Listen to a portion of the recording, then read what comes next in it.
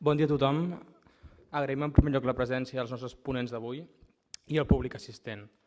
Celebrem l'acte d'avui una setmana després de fer-se pública una gran notícia per la salut del català en aquesta universitat. Dimarts passat, a proposta nostra, vam constituir entre la FANEC i el govern de la Pompeu Fabra un grup de treball per fer front a l'emergència lingüística que travessa aquesta casa.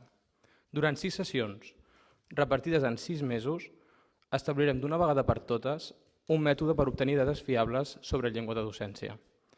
A priori, la qüestió de les dades a alguns pugui semblar accessòria, però us podem assegurar que constitueix la base de la seguretat lingüística. No fa tan sols ni 2 anys, la informació disponible a la web de la Universitat sobre llengua de docència, desagregada per graus, era corresponent al curs 2005-2006. Després de lluitar per la mínima transparència exigible, les dades que tenim avui, basades en el pla docent, queden lluny de representar fidedignament la realitat lingüística en aquesta universitat. Hem rebut i continuem rebent innumerables denúncies en matèria de vulneració lingüística, on la primera i única víctima és sempre la nostra llengua, en tots i cada un dels casos. De fet, podríem afirmar que per a qualsevol dels estudiants presents en aquesta sala, el més probable és que hagi patit algun cop una vulneració lingüística més aviat que el contrari.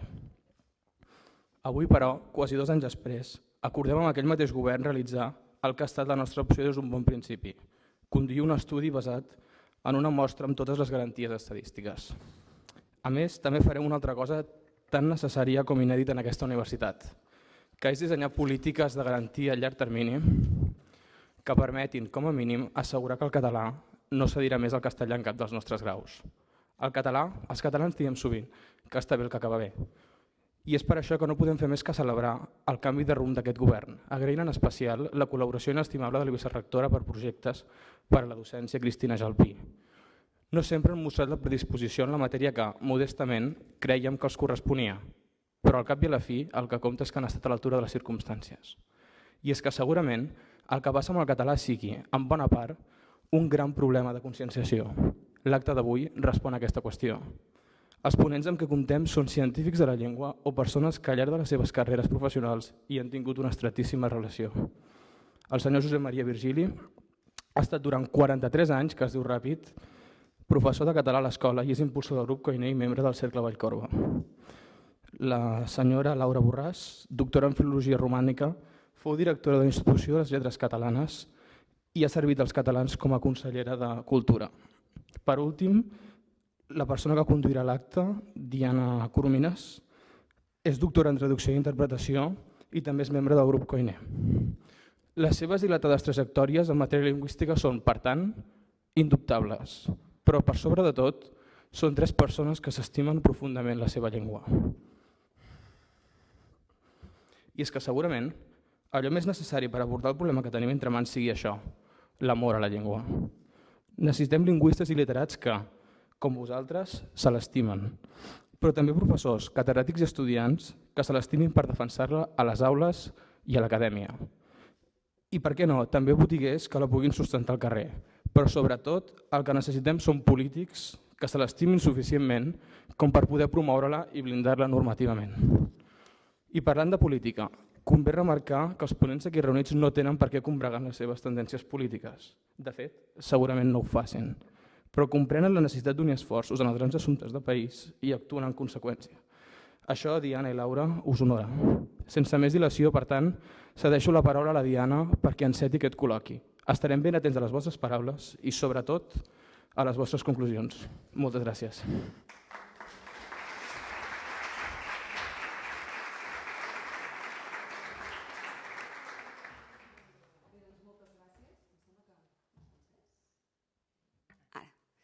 Moltes gràcies per acompanyar-nos en aquest debat que porta per títol El futur de la nació, el català llengua amenaçada, reptes i oportunitats del català al segle XXI. Vull agrair a la FANEC que m'hagin convidat a moderar aquest acte. Crec que és una iniciativa esperançadora, aquesta que presentàveu ara, i aquest nou mètode de recollida de dades, perquè efectivament, com comentaves, Ferran, el català a la universitat té una situació realment delicada de fa molts anys. Llavors, jo el que faré, tu ja has presentat els ponents, són uns ponents de luxe, no necessiten pràcticament presentació. el Josep Maria Virgili, a més del que ja comentaves, va, diguem, saltar a l'arena mediàtica deu fer 1 any i mig. Jo feia temps que el coneixia perquè sóc membre també del grup Koiné, per tant ja havíem treballat junts, però fa 1 any i mig amb aquest compte de Twitter de Virgili 7, per mi va ser una gran sorpresa perquè no li coneixia aquesta vessant. Llavors, clar, veure una persona que té aquest rigor en la llengua i que fa aquestes piulades del bon català, on combat la degradació de la nostra llengua, aquesta depauperació que pateix per la influència del castellà, des d'aquest rigor i veure que té aquest èxit i que té més de 50.000 seguidors, crec que això és... Encara no. Més de 47. Aviat hi arribaràs, amb aquesta corba exponencial. Jo crec que realment és un punt de llum, no? Vol dir que la llengua interessa també a un nivell públic i per tant és una figura que vull reivindicar, una faceta del Josep Maria que vull reivindicar. La Laura també ens coneixem de fa temps i a més també té experiència en l'àmbit universitari amb la llengua, com a professora de la Universitat de Barcelona. En totes dues universitats són públiques, en totes dues universitats hi ha problemes. Jo els he patit com a alumne, els he patit com a professora a la Pompeu Fabra. En vull parlar també breument perquè m'han demanat que tingui un paper com a moderadora activa, per tant podré exposar també el meu parer. A més d'haver tingut també experiència, com molts de nosaltres, com a ciutadana, en la meva vida professional i en l'administració, que és un altre tema que vull tractar. Aquí tenim una representant de l'administració catalana. Per tant, crec que és important també veure què fa l'administració, quines mancances té, com a vegades l'administració catalana és corresponsable del que passa i per tant faré una miqueta intentar anar traient una mica aquests temes. Però començarem amb el primer bloc. Són bàsicament 2 blocs i després un últim bloc de propostes. El primer bloc és el català al Regne d'Espanya, el segon bloc és el català en un món globalitzat. Llavors, si us sembla, començarem primer amb el Josep Maria. Comencem oficialment el primer bloc, llavors vosaltres feu una petita exposició i després us faré un parell de preguntes perquè elaboreu una miqueta més i perquè hi hagi una mica de debat. I al final de tot, dels 2 blocs, farem el torn de preguntes. Endavant, Josep Maria. El català al Regne d'Espanya. Bé, ens diuen que és la llengua comuna a l'espanyol o al castellà, diuen llengua comuna de tots els espanyoles. El que haurien de fer, en comptes de dir això, és que és fals, perquè no és veritat, no? És la llengua d'una part dels ciutadans de l'estat espanyol i una llengua d'imposició a una altra part, no? Els que parlem català, els que parlen asturià, els que parlen basc, els que parlen galaico-portuguès, és una imposició, els que parlen amazic a Melilla, també. I a continuació el que haurien de fer és demanar disculpes per aquesta imposició. Això és molt lluny de la realitat, això no ho faran perquè jo m'hi trobo a Twitter. Ara, per exemple, l'acte de Puigdemont a Perpinyà, a banda de les consideracions polítiques en les quals no hi entraré perquè no hi ha d'entrar, ha servit perquè molta gent descobreixi la Catalunya del Nord, que hi havia gent que no sabien, com aquell que diu, ni que existia, no? O que si sabien que existia es pensaven que allà ja ningú parlava en català ni res de res, no? Llavors jo vaig fer un tuit, que no me'n recordo ja ni què deia, dient una mica això, i ja de seguida van sortir tot d'espanyolistes dient-me, per exemple, un me va dir que jo no sabia geografia perquè allò era França, no? Un altre em va dir allò és França i Catalunya és una regió d'Espanya. Perquè, esclar, el fet que hi hagi una part de Catalunya que sigui territori francès, a la pràctica oficialment, demostra molt clarament que Catalunya no és Espanya. I aleshores això ells se n'adonen conscientment o inconscientment, s'adonen d'això.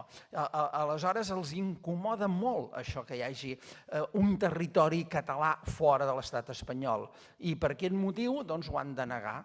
ho neguen i dir no, això és França, tu no saps geografia, tu no saps ben bé com són les coses i això els autoritza després a dir no, i Catalunya és una regió d'Espanya.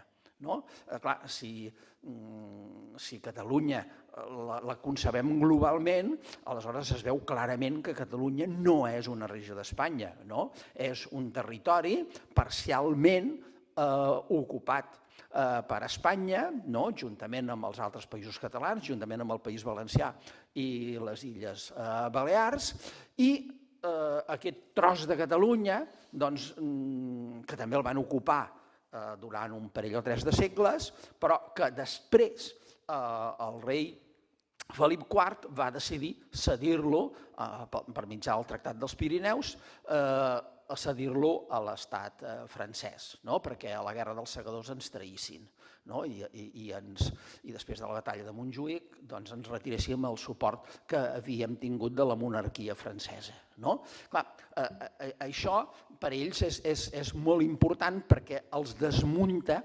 les idees. Per això és molt important que reivindiquem la Catalunya del nord.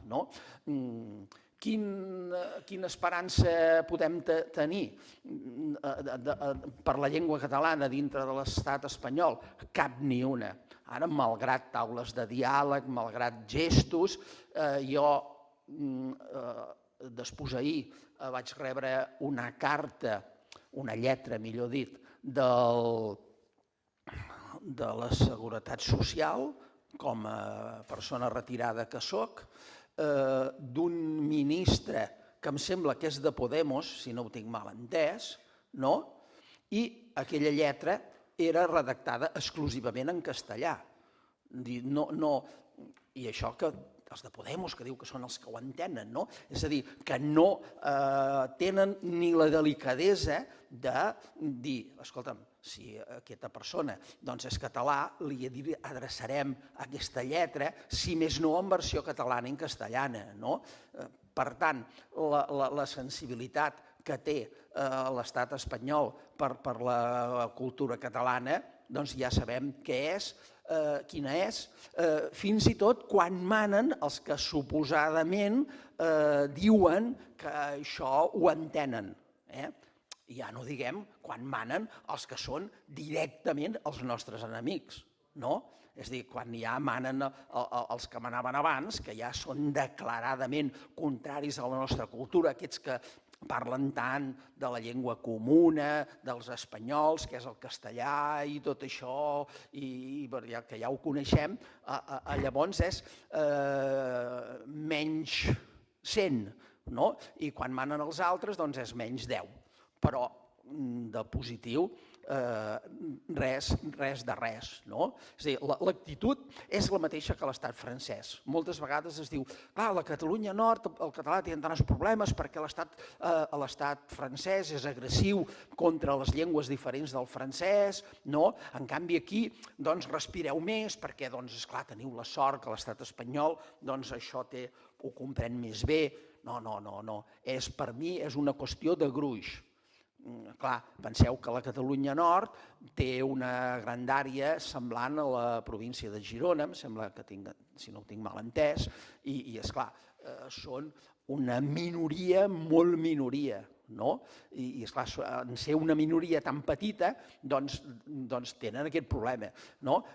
Nosaltres no és que resistim més perquè l'estat espanyol ens tracti millor, no, perquè som el que resta del Principat de Catalunya, valencians, illencs, per tant, és un cos, podríem dir, de parlants molt més important i això ens ha permès de resistir més.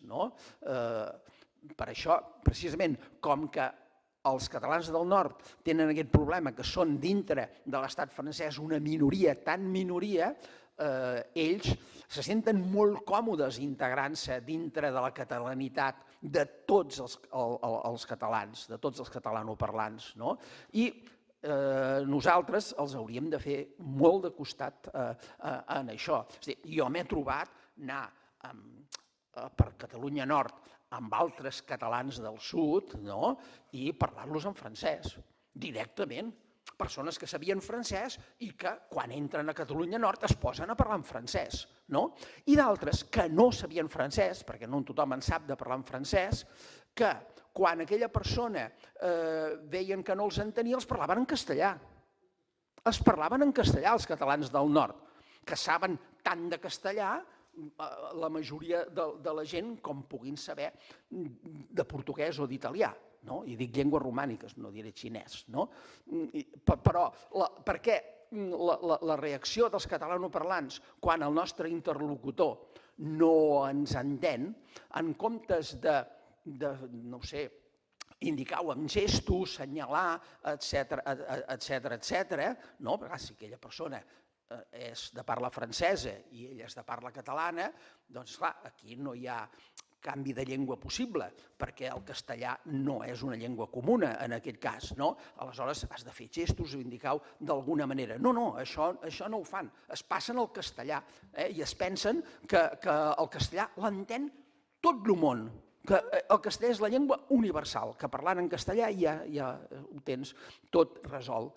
Per tant, aquests dies amb aquest acte a Perpinyà, veiem si la gent es comença a adonar que hem de parlar en català també a la Catalunya Nord i tindreu sorpreses de gent que us continua la conversa en català. No sé què he de dir més. Molt bé, no, fins aquí. Perfecte, també de temps. Ens ha fet una mica una explicació històrica, ens has recordat la necessitat d'enfortir els vincles amb la Catalunya del Nord, de no canviar de llengua, que és aquesta norma d'ús social subordinat del català al castellà o al francès. I has recordat també aquesta obsessió de l'espanyolisme i dels espanyols en general amb el monolingüisme i amb aquesta pulsió per imposar-nos aquest monolingüisme també a nosaltres, amb aquesta manca de sensibilitat que després es trasllada en una repressió político-jurídica que s'allarga fins a dia d'avui. Potser ara tu, Laura, ens pots explicar una mica més la vessant de la teva experiència dins de la Conselleria de Cultura, la Institució de les Lletres Catalanes. Endavant. Molt bé, moltíssimes gràcies. Agraeixo molt aquesta invitació que em permet tornar a la universitat. De fet, ara aquest segon quadrimestre estic fent docència igualment a la UB, com no he deixat de fer ininterrompudament des de fa 25 anys, però amb les ocupacions que tinc darrerament ho fan una mica més difícil, però també és més gratificant tornar a una bombolla, almenys, més propera als meus orígens, a la meva professió. I ara quan la Diana ens presentava, o també quan ara ens heu presentat, clar, jo faig 25 anys que faig de professora, que soc professora a la Universitat de Barcelona, a la Universitat Oberta de Catalunya. He fet cursos de doctorat a l'Autònoma, mentre no teníem doctorat de Teoria de la Literatura a la UB, però també a Iubàscola, també a Cornell University, també a Brown University, a diversos països d'Europa i del món. I soc llicenciada en Filologia Catalana i doctora en Filologia Romànica. Però he tingut sempre una actitud respecte a la llengua que m'ha fet no autolimitar-me, que és el problema de base que ara també s'estava explicant, i que en una taula rodona on parlem de l'estat del català, del futur del català, perquè és que el català al Regne d'Espanya s'acaba dient bien gracias.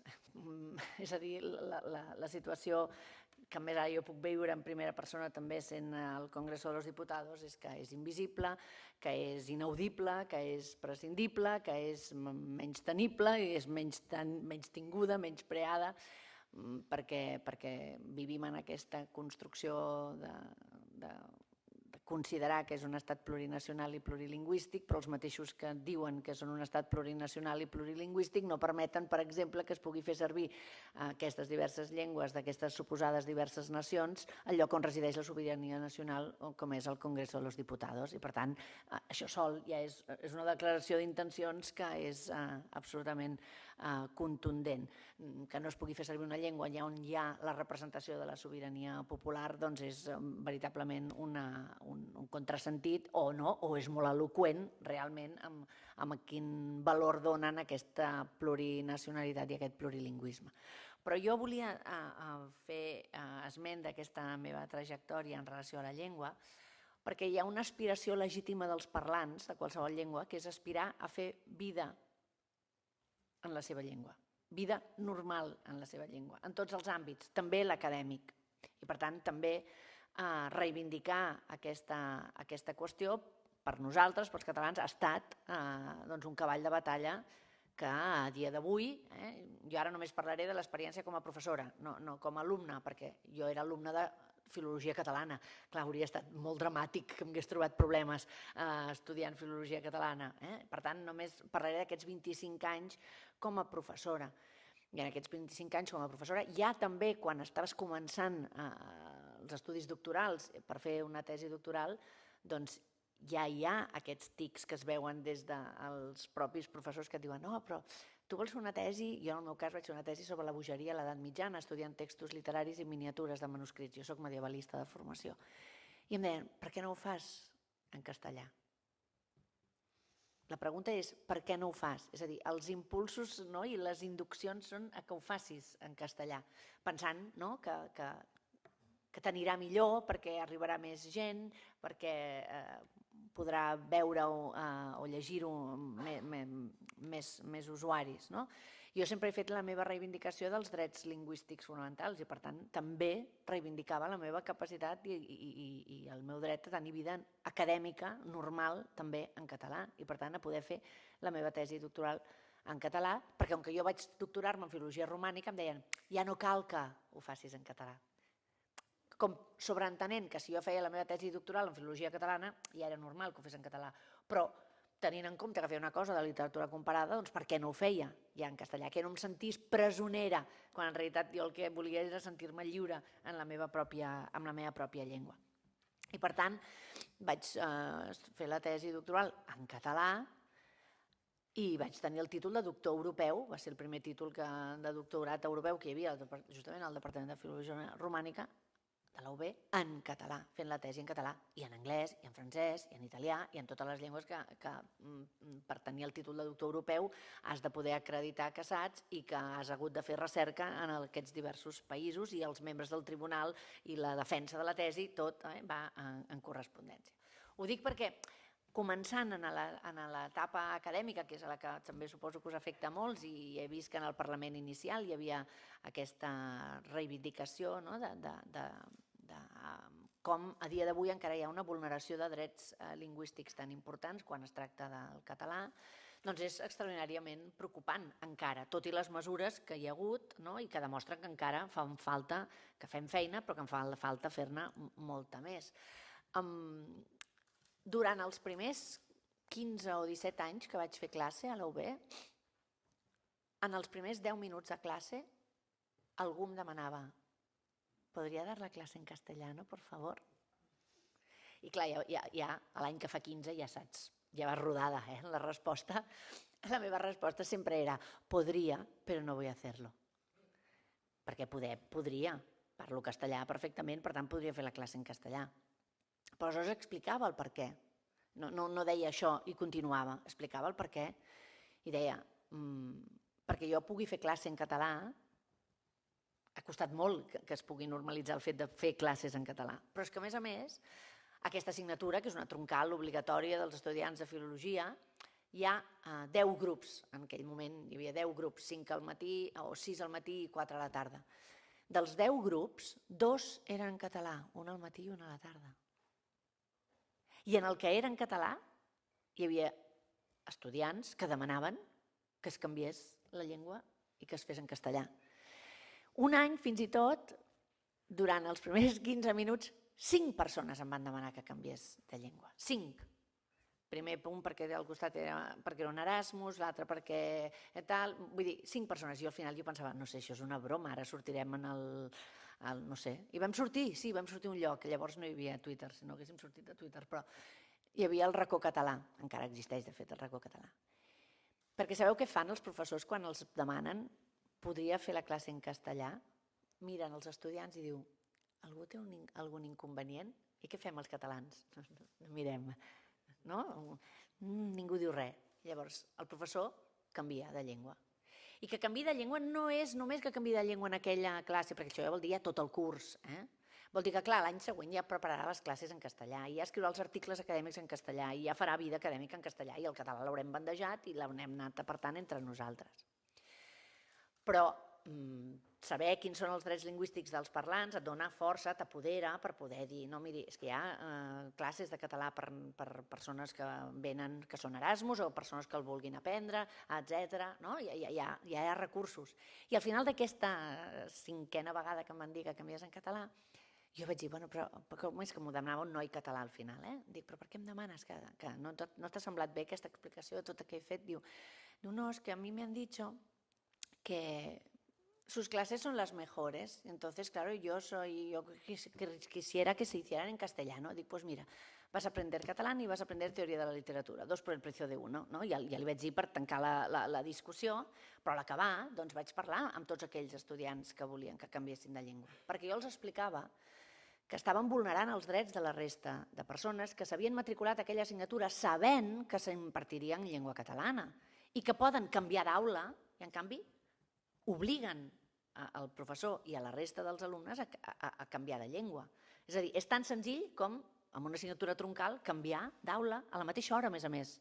I, en canvi, imagineu-vos la sensació de fortalesa que tenen les persones que demanen aquest canvi, com per en lloc de modificar-se ells i fer un canvi d'aula, decideixin fer canviar la llengua a tothom. No ho veuen que sigui una manca de respecte perquè no respecten els drets lingüístics. Si no els respectem nosaltres, els nostres drets lingüístics, és evident que no els respectarà ningú. I per tant, en aquest sentit, aquesta actitud de submissió o aquesta actitud de colonització és un problema que hem de treure'ns del damunt nosaltres mateixos que som els parlants de català. Jo crec que això és important, almenys per tenir aquest marc. Què he fet després en la meva acció al capdavant de la Institució de les Lletres Catalanes o com a conseller de Cultura en relació a la llengua? Doncs la Institució de les Lletres Catalanes es diu així, Lletres Catalanes. En les peticions de subvenció sempre hi havia aquestes peticions de subvenció per autors que són catalans però escriuen en castellà. I això és com ara el professor Virgili explicava, respecte a si ens diuen si sabem o no sabem història. Normalment presumeixen de saber història els que no la saben o l'amaguen o la tergiversen. Però vaja, és evident que les lletres catalanes són les que estan escrites en llengua catalana, que una literatura es defineix per una llengua. I hi ha casos que jo sempre utilitzo com a exemples. Franz Kafka, encara que nasqués a Praga, ningú el considera part de la literatura txeca. El trobarem a totes les biblioteques del món indexat sota l'epígraf de literatura alemanya, perquè pren una decisió, que és escriure en una llengua que l'adscriu a una cultura i a una literatura, perquè una literatura ve determinada per la seva llengua, que és la cultura i la llengua alemanya i la literatura alemanya. Per tant, en aquest sentit, vaig ser inassequible el desaliento a no donar ajuts que corresponien als autors en llengua catalana perquè a la Institució de les Lletres Catalanes li correspon de vetllar, protegir, impulsar i difondre la literatura en llengua catalana. I això costa les primeres vegades, però després quan expliques que els autors en llengua castellana disposen d'una quantitat ingent de recursos per part del Ministeri de Cultura, de l'Institut Cervantes, etc., i que la part proporcional que es dedica a l'ajut de la literatura catalana ja dins del govern de la Generalitat de Catalunya és no mins, sinó encara més, doncs és evident que ens hem de fer forts en això, però no perquè estiguem fent res que sigui injust, sinó perquè és justament per justícia que ho hem de fer així, perquè si no ho fem nosaltres no ho farà ningú més. I per tant, des de la institució vam poder fer moltíssims actes de relacions entre escriptors en llengua catalana i en llengua espanyola o en altres llengües. El propi portal de les lletres catalanes estava traduït al castellà, com ho estava a l'occità, a aranès a l'Aran, o estava en anglès, però els ajuts i el centre de la seva missió era indubtablement vinculada a la literatura escrita en llengua catalana, sense que importés d'on venien els autors que l'escriuen. Matthew Tree està indexat en el portal de les lletres catalanes, el qui és qui de la literatura catalana. Patricia Gavancho també, perquè és igual que hagin nascut al Regne Unit o a Argentina. Insisteixo, la literatura catalana és la que fan els autors que escriuen en català, amb independència d'on hagin nascut. I per tant, el nostre àmbit d'actuació també era singularment a cavall de diverses administracions, perquè clar, el nostre àmbit d'actuació són els països catalans, perquè és el domini lingüístic i per tant, imagineu el del 2013 amb governs del PP a les Illes Balears o al País Valencià, doncs evidentment tota la promoció que es feia de la literatura en català era des de la Institució de les Lletres Catalanes. I a la Conselleria de Cultura, i ho deixaré aquí perquè anem més enllà en el debat, només diré que el que em va moure també va ser el fet de considerar que la llengua catalana, per les diverses formes de la cultura catalana, és consubstancial en el sentit que no ha de ser un mèrit en els ajuts, sinó que ha de ser un requisit. Perquè si no ens trobem en situacions com la que jo a vegades poso de manera també paradigmàtica, la que es va produir l'any 2013 als Premis Gaudí, en què la millor pel·lícula en llengua catalana es deia Blancanieves i era muda. Gràcies, Laura. És que és el súmmum, no?, del paroxisme. M'ha semblat molt rellevant, sobretot això que comentaves de la literatura catalana, la necessitat que quedi ben clar què és literatura catalana i el paral·lelisme aquest que feies amb Kafka és evident. Vull dir, la literatura que s'escriu en alemany és literatura alemanya, per tant la literatura que s'escriu en català és la catalana i encara que hi hagi un autor, com n'hi ha uns quants que escriuen des de Catalunya en castellà, això no els fa en cap moment ser escriptors que formin part de la literatura catalana, sinó que ràpidament s'adscriuen ja a la literatura espanyola i això és aquí i a qualsevol lloc. Voldria fer un parell de comentaris abans de passar al següent bloc. Un comentari, potser hi pot haver una miqueta un breu debat encara, que té a veure amb el que explicaves a la universitat i amb el tema aquest de la submissió, aquesta actitud que queda molt ben resumida, per exemple, i tornant al tema mediàtic, no sé si coneixeu aquest compte de Twitter, aquesta noia de Girona que es diu Neusi, que fa aquests vídeos, alguns realment tenen molta gràcia, n'ha fet una ara darrerament sobre el tema del català, que és una noia que diu, sí, a mi em preocupa moltíssim aquesta agressió que tenen els espanyols contra el català, no hi ha dret, ens tracten molt malament, i de cop i volta diu, sí, diga, sí, tiene que ir, vaya por ahí a la izquierda. Sí, em sembla fatal això que passa, ens menystenen, ens discriminen, sí, com, perdón, vaya por ahí, perquè tal... Llavors, just això reflecteix molt bé aquesta actitud que veiem tant de queixar-nos molt del que ens fan els espanyols, però en canvi, en el dia a dia, caure però absolutament en aquesta submissió. I llavors m'ha fet gràcia això que explicaves, Laura, de la situació amb alumnes aquests que tots hem viscut com a alumnes i com a professors, en què t'aixequen el braç, ai, puede hacer la clase i tal, i que tu feies la conversa en castellà. Podria, però no quiero. Oye, no, perquè així... Imagina't els flamencs, és impensable això en un context flamenc. Els flamencs, als anys 60, van decidir que ja n'hi havia prou, que se'ls estaven menjant, el Francesc s'estava menjant als seus territoris i que, per tant, allò s'ha acabat. I, per exemple, tu que potser els coneixes, diputats com el Peter Loix o el Mac de Mesmeca, de la nova aliança flamenca, és impensable que aquesta gent els hi parlen en francès i fan veure que no l'entenen i ells continuen fent la seva. I en tot cas passen a l'anglès. En cap moment fan la cosa aquella de oye, sí, perquè tal. No, escolta, jo et parlaria en català lentament, cap problema, t'ho repetiré les vegades que faci falta, però la classe és en català i per tant demostrem-ho, sense necessitat d'anar-nos justificant. I una altra cosa interessant també que tu deies, hauria estat dramàtic que a filologia catalana no haguessin fet les classes en català. Doncs a mi em va passar una cosa absolutament kafkiana, parlant de Kafka, com a professora, i la vull explicar, com a professora d'aquesta casa, mentre feia la tesi, durant 5 anys, vaig fer classes aquí durant el doctorat, a la Pompeu Fabra, a traducció. Traducció al català, que jo m'havia llicenciat en traducció de l'alemany i l'anglès al català, i per tant, a l'últim any, de fet aquí ja m'havia doctorat i era associada, em van donar més assignatures i una d'elles era traducció anglès-català. Aquest era el títol de l'assignatura.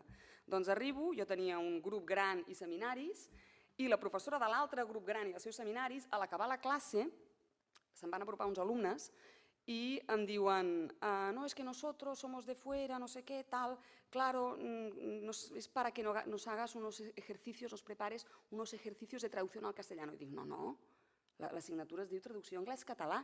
Ja teniu una assignatura que es diu traducció anglès-castellà, és que la tenen. I això passa a cada curs. Això era el tercer curs, eren uns alumnes, alguns Erasmus i d'altres que venien un de Navarra, l'altre de Santander, que havien començat a primer. Era el tercer any que estàvem fent traducció anglès i el que fos, sempre hi ha dues llengües, català i castellà, perquè són assignatures troncals obligatòries. Doncs aquesta pantomima es veu que la feien i la fan, la continuen fent, perquè jo vaig ser l'única professora que vaig dir, escolta, no, jo sé que no teniu el mateix nivell que els altres, però si no comenceu a traduir ara al català, quan ho fareu? No, perquè sempre ens ho fan així, perquè tal... I la professora de l'altre grup gran va dir, no, tu aquest grupet res, eren 10 o 12, no us penseu que... Aquests res, tu aquests el mateix que els altres però en castellà, i ja està. I vaig dir, però escolta, però això què és? Total, que jo m'hi vaig negar absolutament, va ser un curs absolutament ple de tensions, perquè llavors hi havia, dels meus seminaris, hi havia altres professors que llavors s'enfadaven perquè, recordo una professora que deia, el Salvatore, com pot ser que l'hagis suspès? Si és brillant. I dic, serà brillant en castellà, però a mi m'ho ha fet tot en castellà, i això és català. Llavors va estar ple de tensions tot el curs i vaig anar a la síndica de Greuges. La síndica de Greuges, quan li vaig explicar, em va dir, això és espantós, això hi hem de posar fi ara mateix, què és aquesta pantomima?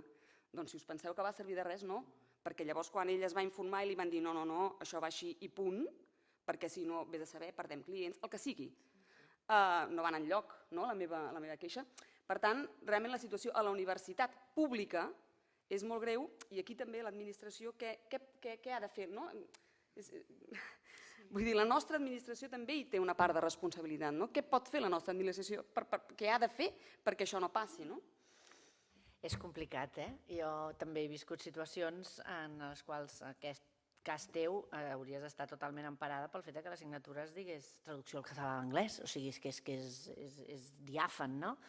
Però en aquest cas, si això tu et vas mantenir, però tots els mecanismes que hi havia al teu voltant, en lloc d'ajudar-te i donar-te suport, al contrari, et feien veure que era molt millor que tu canviessis, que és el que hauríem volgut i que finalment no va passar, també imagina't el que representa quan, per exemple, jo ara estic fent docència sobre una assignatura molt específica perquè jo tinc un grup de recerca sobre literatura i tecnologies digitals. Per tant, hi ha molt poques universitats al món on s'ensenya literatura digital. Doncs en els grups de màster es priva als estudiants en català que es pugui fer aquesta assignatura en llengua catalana perquè la població de les aules és llatinoamericana, en concret xilena o xinesa. I com que la majoria són estudiants d'espanyol com a segona llengua, d'ensenyament de llengua estrangera, espanyol com a ensenyament de llengua estrangera, en el màster de formació del professorat, una assignatura que es podria fer, o sigui, que es fa en molt poques universitats del món i que nosaltres tenim la capacitat de poder oferir als nostres estudiants un ensenyament tan capdavanter, doncs es fa en castellà o en anglès, segons els anys, en funció de quina és la llengua dels estudiants que venen. I clar, si hi ha una proporció d'unes 18 noies xineses i gairebé 15 estudiants xilens i hi ha una noia catalana, i aquest any hi ha hagut, ho trec també a col·lació per una qüestió d'actualitat lingüística que ha tingut a veure amb el Parlament i amb després l'assetjament que ha rebut la diputada Anna R, l'alcaldessa de Vic, una noia que és coreana, que és de família coreana, però que ja ha nascut aquí i parla un català perfecte i que ella es va sentir molt identificada amb el que va passar al Parlament de Catalunya perquè diu a mi sistemàticament, també aquí, perquè hi ha alumnes xineses i ella és coreana, el professorat se m'adreça sistemàticament en castellà. I aleshores quan jo parlo català es queden sorpresos, la primera reacció és de sorpresa perquè pels seus trets físics immediatament es dirigeixen a ella en castellà i en canvi ella ara és estudiant i diu jo també tinc dret a rebre classes en català. I ella té la doble discriminació, diríem, perquè per una banda es pensen que és una estudiant estrangera, com molts estudiants de màster, que venen, fan el màster i se'n van, i per tant molts ja venen només amb el castellà com a llengua, i això obliga que tot el sistema acabi fent les classes en castellà per donar sortida a aquests estudiants, i en canvi estem desprotegint els nostres propis estudiants, per descomptat, i deixant d'oferir coneixements científics que són capdavanters, que potser hi ha 5 o 6 universitats a tot el món que els ofereixen, i universitats catalanes els podrien estar oferint també, però ho fan, en aquest cas, en llengua castellana. Però llavors, davant d'aquestes perversions, com aquesta, com el fet que en una facultat de traducció, assignatures que després consten a l'expedient acadèmic, oficialment, com que tu tens aquests coneixements i resulta que hi ha tota una sèrie de gent que no els té, que no són capaços de traduir al català, la Generalitat bé ha de poder fer alguna cosa aquí, bé ha de poder dir, escolta, no pot ser. Tenen por. Jo el que veig és que hi ha de fa una sèrie d'anys que les autoritats catalanes van amb molta por perquè l'exemple, el de la senyora Anna R. Batllessa de Vic, és un cas claríssim. Potser sí que no es va expressar prou bé, això no ho discutiré, però el que va dir tenia tota la raó del món. Ja ho dic, si m'han de... Sí, que em diguin el que vulguin, però tenia tota la raó. L'error va ser disculpar-se, no? Exacte, sí, perquè sempre ens disculpem, però és que com que saben que qualsevol cosa, les autoritats, ara parlo, els subjectes són les autoritats, com que les autoritats saben que si fan alguna cosa a favor de la llengua catalana, i una cosa a favor de la llengua catalana seria resoldre això que deies, Diana, per exemple, i moltes altres coses. Doncs hi ha Ciutadans i el PP, que abans d'existir Ciutadans no gosava, però ara gosa perquè no vol ser menys, que muntaran un sidral, llavors anem amb aquests peus de plom i no toquem res i no en parlem i la llengua acaba sent un problema que s'amaga sota de l'estora. I jo trobo que hem de dir prou. I aquí és el que demano a tot l'auditori i a la gent, i als catalans en general. Hem de dir prou, hem de fer allò que deies tu, Diana, que van fer al seu dia els flamencs. Aquí s'ha acabat el bròquil. S'ha acabat el bròquil. Què vol dir això d'aquesta subordinació lingüística constant, que ja ho he explicat de sobres amb els vostres exemples, al castellà? Jo, per exemple, ahir, sabeu que vaig sortir per TV3, ja vaig estar a Barcelona i he passat la nit. Amb aquest dia i mig, podríem dir que fa que estic a Barcelona, amb gent de moltes ètnies, jo no he parlat a ningú en castellà. A ningú. M'he trobat gent que veus que parlen un català imperfecte, que demostra que són d'origen castellanoparlant o d'origen d'una altra llengua, però que et responen en català i que s'hi esforcen, aquestes persones els ajudes a millorar aquest català, i altres que no parlaven un borrall de català, però que no m'han dit que no m'entenien. Vull dir, ja m'he fet entendre. I aleshores el que he demostrat en aquestes persones, i hem de demostrar a tothom, no jo sol, és que la llengua del país és el català. I si aquella persona a tothom li parla en català, s'adonarà que la llengua del país és el català i, a més, anant-lo sentint, com pots demanar a una persona que parli en català si no l'ha sentit mai? És que no treu cap a res, això. I ens hem de persuadir que dintre dels països catalans no hem de parlar en altra llengua, països catalans, inclòs Catalunya Nord, no hem de parlar en altra llengua si no és el català. I si és un nouvingut que fa 2 dies que ha arribat, que m'ho digui, que m'ho digui. I jo li parlaré en castellà o li parlaré en la llengua que jo sàpiga. Però que em digui, escolta'm, és que just he arribat, no?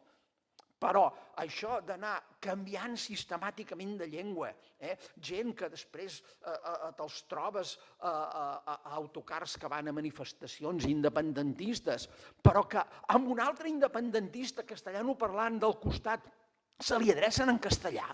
Però en quin món vivim? Però això en quin cap? És que a mi m'acosta d'entendre, no? I en acabat, un tema que no hauríem de deixar és el de la degradació de la llengua. No sé si la senyora moderadora... És la teva especialitat. Sí, podem parlar. Bueno, jo crec que podem tenir un reconeixement per la Rosario Palomino de no em canviïs la llengua, que són els parlants que tenen.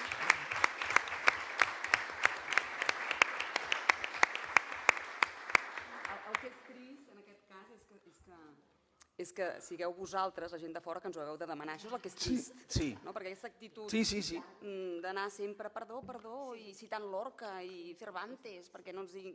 Això és evident que no porta enlloc. Llavors, davant d'aquesta situació, per tancar el bloc aquest del català en el Regne d'Espanya, amb unes autoritats espanyoles sempre imposant el castellà per totes les vies possibles, que Plataforma per la Llengua ho denuncia cada any, totes les lleis que imposen l'espanyol, etc.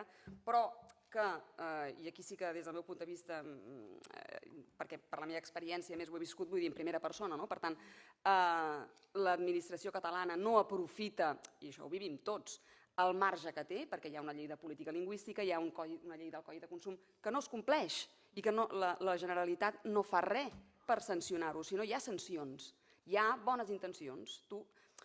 Segur que aquí sou gent amb sensibilitat per la llengua, per tant segur que heu fet instàncies, segur que us heu queixat. On porta això? Mai porta res, porta bones intencions. Farem un manual, cortado és tallat, i els explicarem res. I sabem que això no serveix de res. Per tant, l'administració catalana, per por, pel que sigui, no fa el que ha de fer, per tant esdevé còmplice moltes vegades, no es posa al costat del ciutadà, que és el que queda desprotegit, el ciutadà catalanoparlant, que és el que parla la llengua endògena del territori, etc. Per tant, jo crec que aquí, ja per començar el segon bloc, el català en un món globalitzat, crec que hi té molta part també l'actitud, que és el que tu ara deies, Josep Maria, prou, fem com els flamencs, desaprenem el castellà i prou d'anar sempre, cada dues frases, dient no, però el castellà jo me l'estimo. No, cap dels meus amics flamencs en llocs de responsabilitat van pel món dient el francès, Molière, no. Ells fan la seva, n'insulten, ells correctes, però sense fer aquest piloteig que no porta enlloc, per favor. Que a més la forma és contingut. Si tu vas dient tot el dia l'orga i tal, i la literatura espanyola també és nostra, al final t'ho creus o al final et penses que també és teva. Forma i contingut van lligats, per tant aquí crec que l'actitud personal és important i en un món globalitzat penso que tenim moltes oportunitats. Llavors podem fer el mateix, si vols començar, Josep Maria, a explicar, doncs, si vols pots parlar. Sí, a mi m'agrada sempre dir que s'explica sovint les causes de desaparició de les llengües. És que ens hem de posar al cap que si no canviem d'actitud, el català desapareixerà. Cap dels que som aquí, fins i tot els més jóvens, veureu la desaparició del català, perquè és un procés, els processos lingüístics no són tan lents com els geològics, però també són molt lents. Però, encara que jo ja sé que no veuré la desaparició del català, no m'agradaria que la vegessin els meus besnets. Això no ho voldria que el català pervisqués. I quines són les causes de desaparició d'una llengua? N'hi ha una, normalment se n'expliquen dues, que és la mort de tots els parlants, això desgraciadament en algunes tribus americanes o africanes ha passat, bé, aquest no hi contem, que ens morim tots els catalanoparlants. L'altra, la que sempre s'anomena, és la substitució lingüística. Aquí parlàvem ibèric, arriben els romans i de mica en mica acabem tots parlant llatí i encara avui parlem llatí, perquè el català és un llatí evolucionat. O el dàlmata, que és substituït pel serbocroat, etc. O l'irlandès, substituït en la major part del territori d'Irlanda per l'anglès. És molt conegut el fenomen de la substitució lingüística. Però hi ha una tercera manera de desaparició d'una llengua que se'n parla poc, que és la que a mi m'agrada anomenar-la dissolució. No sé si és un nom tècnic correcte, però a mi m'agrada dir-ne dissolució, com el torròs de sucre, que el tires dintre de la tassa de cafè, s'acaba dissolent i ja no veus sucre, no? Les molècules hi són igual, però el torròs de sucre ja no existeix, no? Una vegada sentia uns músics de Nova Orleans tocant i al final de la interpretació diuen «Merci beaucoup». Merci beaucoup, a Nova Orleans, a la Louisiana. Clar, és que la Louisiana havia estat una colònia francesa i s'hi havia parlat francès i occità perfectíssimament, no? Però què ha passat amb els anys? Doncs que l'occità i el francès de la Louisiana han estat substituïts per l'anglès i ara a la Louisiana es parla anglès, no? Però aquells músics van dir merci beaucoup, és a dir, tampoc m'agradaria que al segle XXII aquí la gent arribés a un lloc i digués bon dia i després digués adeu, però la resta del discurs fos totalment en castellà. De fet, aquells músics segur que parlaven en anglès, però al final de la peça van dir merci beaucoup. Vull dir que sí, queda sempre algun rastre de la llengua antiga. Aquí diem mots ibèrics, no? És a dir, quan diem Osona és el nom dels eusetans, el nom d'una tribu ibèrica que tenia nom ibèric, no? Segurament Barcelona, Tarragona, Tortosa són mots ibèrics que els romans no els van canviar i que han originat el nom d'aquestes ciutats i moltes altres, no? Per tant, sempre hi ha un rastre, però la llengua s'acaba dissolent. I com se dissol la llengua? Doncs de mica en mica, com el torròs de sucre, molt més lent, però es dissol de mica en mica. És a dir, cada vegada que introduïm un castellanisme, doncs el que sigui un castellanisme lèxic, com una frase feta, com un castellanisme sintàctic de construcció de la frase, etc., doncs el que anem fent és acostant el català al castellà i aleshores això va avançant i arriba un moment que ja el català, volia dir, serà un dialecte del castellà. Algú pot dir, això pot passar? Home, sí. Per exemple, a l'aragonès li ha passat. L'aragonès és una llengua romànica com qualsevol altra, però què ha passat? Doncs que es va anar castellanitzant, fins que arriba un moment que ja és un dialecte del castellà i ara, pel que em diuen, la gent jove de Saragossa, ja aquell accent típicament aragonès ja ni el tenen, ja parlen castellà neutre. És a dir, ja ha arribat a la dissolució total, si més no, a Saragossa i de mica en mica ja a tot el territori de l'Aragó. I en el cas del gallec no és tan avançat com en el cas de l'aragonès, però Déu-n'hi-do, tots hem viscut el cas de sentir parlar determinats polítics gallecs que parlen per televisió i els sentim, parlen en gallec, però els entenem, perquè com que sabem castellà els entenem de tot el que diuen. Diuen eiro, no sé, el plomeiro, però ja saps que eiro és zero, no? I diuen o no sé què, ja saps que o és el i ho vas entenent tot. Però també heu sentit futbolistes brasilers o portuguesos ser entrevistats en la mateixa llengua galaico-portuguès i, home, sí, pescarem algun mot, perquè, esclar, són llengües romàniques, però tot el discurs no el seguim si no hem estudiat portuguès. Per què?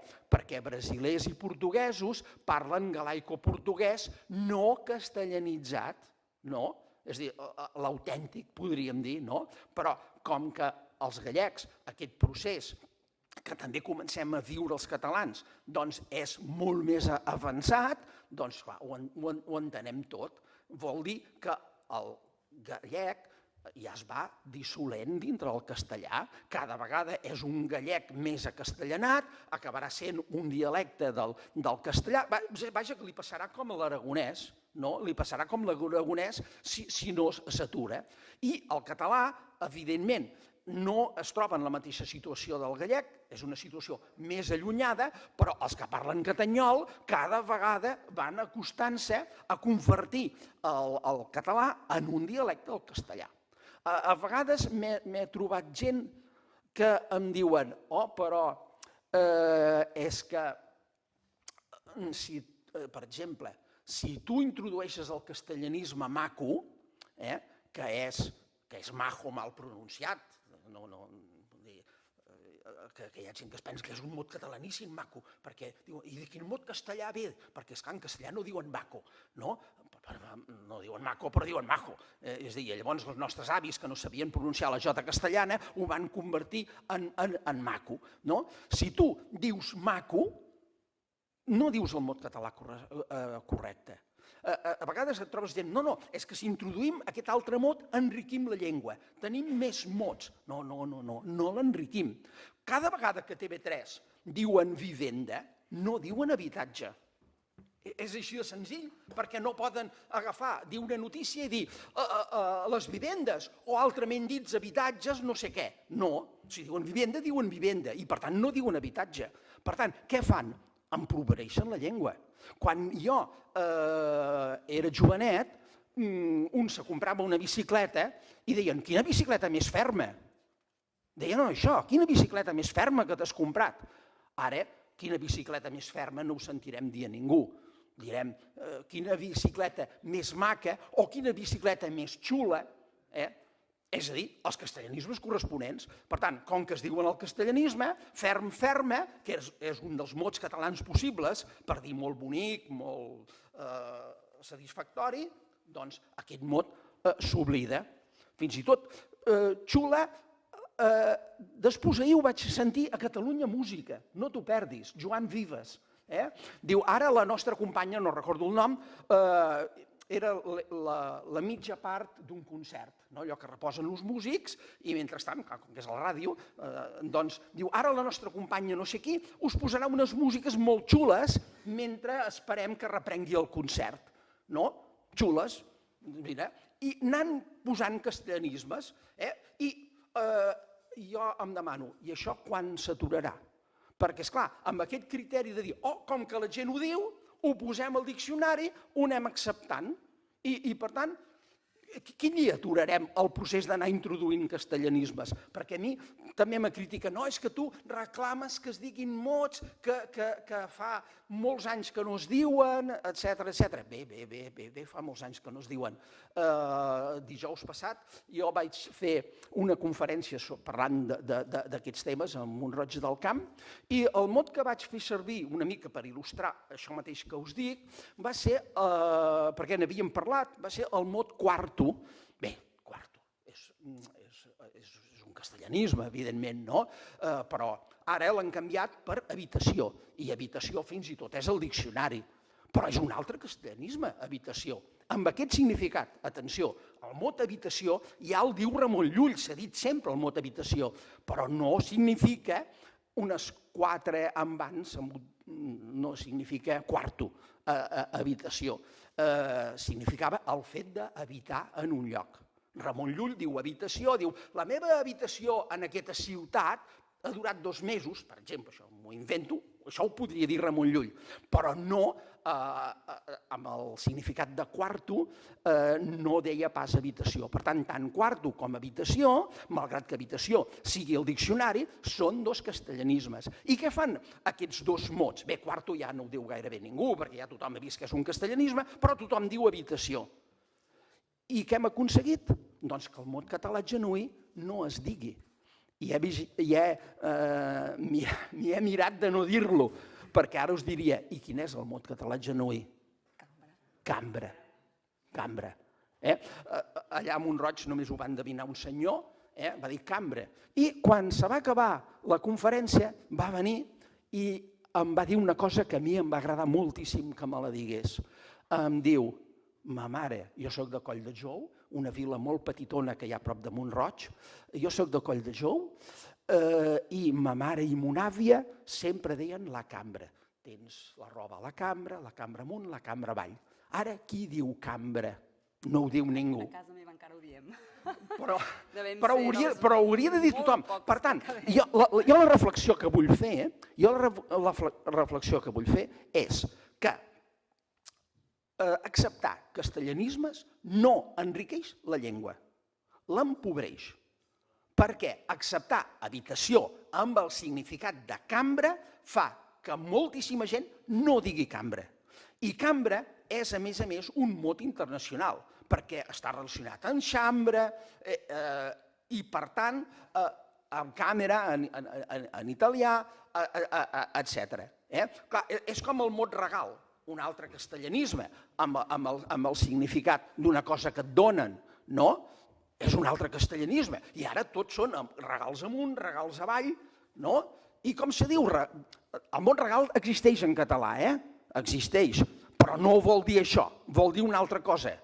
Seure al Rafal quan el temps de la calor amb aquesta fresca és un regal, Muntanyes del Canigó, fresques són irregalades. Què vol dir regalades? Que algú te les ha donat per tu? No. Fresques són irregalades vol dir que són un regal en el sentit que s'hi viu bé, etc. Això és el que significa el mot regal en català, que existeix en català. Però una cosa que algú et dona no és un regal. Què és en català? Un present. Oi, com ho diu en anglès? Doncs un present. Mira, ens ajuda a la traducció i interpretació, no? I ens trobem, potser m'allargo, però ens trobem que la Corporació Catalana de Mitjans Audiovisuals, TV3, Catalunya Ràdio, Catalunya Música, fan un mal servei a la llengua catalana perquè van introduint castellanismes. A més, tenen un llibre d'estil il·legal. Ho dèiem abans de començar. Tenen un llibre d'estil que l'altre dia un company dels jóvens del Cercle Vallcorba me'n va fer adonar. Diu, t'has adonat que això és una il·legalitat? Diu, sí, perquè hi ha una llei del Parlament de Catalunya, hi ha una llei catalana que diu que tots els organismes de la Generalitat han de seguir la normativa de l'Institut d'Estudis Catalans. I per escrit, no allò que surt el Joan Vives i diu ara la companya us posarà unes músiques molt xules i ho diu pel seu compte. No. Per escrit, el llibre d'estil de la Corporació Catalana de Mitjans Audiovisuals accepta tota una sèrie de mots i maneres de dir i expressions que al web de Gabriel Bibiloni, del professor Gabriel Bibiloni, al seu blog, podreu trobar fàcilment, si voleu saber quina llista és, de mots que no són normatius, i mira que la normativa és laxa, la normativa de l'Institut d'Estudis Catalans, perquè habitació és el diccionari, que us deia, abans que deia habitació és un castellanisme, però és el diccionari. Regal, amb el significat de cosa donada, és un castellanisme, però és el diccionari. Per tant, mireu si és ample, com els capellans abans, la màniga de l'Institut d'Estudis Catalans, mireu si és ample, però la corporació no en té prou. Necessita més castellanismes encara. I els té posats allà al seu llibre d'estil lingüístic per escrit, i això és il·legal, perquè no compleix el que diu la llei, que els organismes que depenen de la Generalitat han de seguir la normativa de l'Institut d'Estudis Catalans. Per tant, això algú ho podria impugnar. I ho deixo aquí, que diu aquell. Doncs moltes gràcies, Josep Maria, per tractar tot aquest tema de...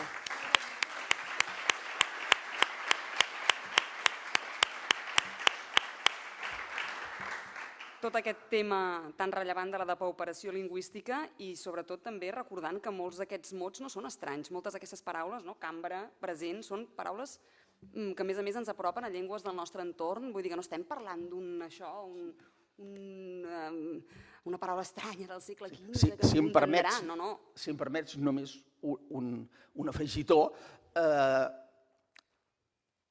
el títol de la conferència aquesta que vaig fer a Mont-roig i he fet en diferents llocs és possible el català genuí i no interferit? Una interrogació retòrica, perquè la resposta és sí, és possible. Posem-nos-ho al cap. És possible parlar bé el català. Si vam aconseguir que es deixés de dir Busson, Cello i Acera... I Cortado.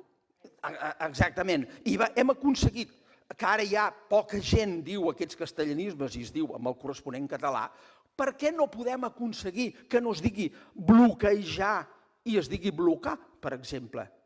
I no es digui vivenda i es digui habitatge? Jo és que no ho veig.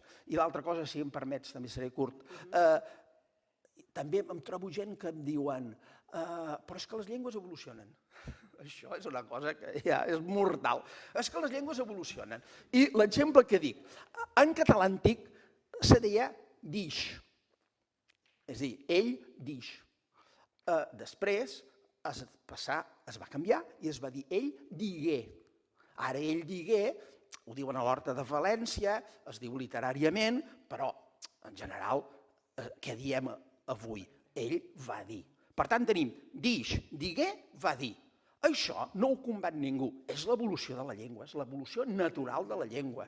Ara, agafar un mot català, arraconar-lo i al seu lloc posar-li un de castellà, això no em faran creure a mi que això és evolució lingüística, això és castellanització. Doncs gràcies un cop més.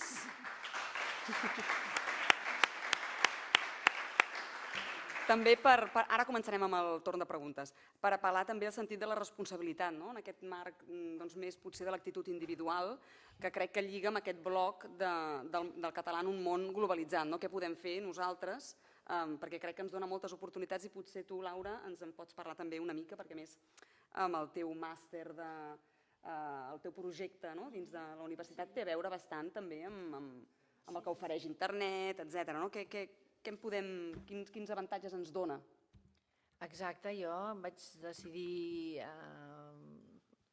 obrir aquesta línia de recerca, fer-ho com faig totes les coses de la meva vida, en català, sense pensar que això fos, com he dit al començament, un element que limita, sinó que al contrari, tenint la sensació que jo puc anar a parlar de Mercè Rodoreda, diríem, a qualsevol universitat del món, i per tant, en aquest sentit, fer ús de tots aquests recursos per difondre més i millor la meva llengua, la meva literatura, el meu objecte de treball, i per tant fer-ho en aquest context globalitzat que ara dèiem, on evidentment hem de veure-ho sempre com una oportunitat, hem de veure-ho sempre com, i les tecnologies han permès precisament que sigui un àmbit d'amplificació per moltes llengües que el català té una presència i té una salut a la xarxa que evidentment hem d'utilitzar com un element positiu i per donar-la a conèixer encara més. Els professors de català, per exemple, del País Valencià,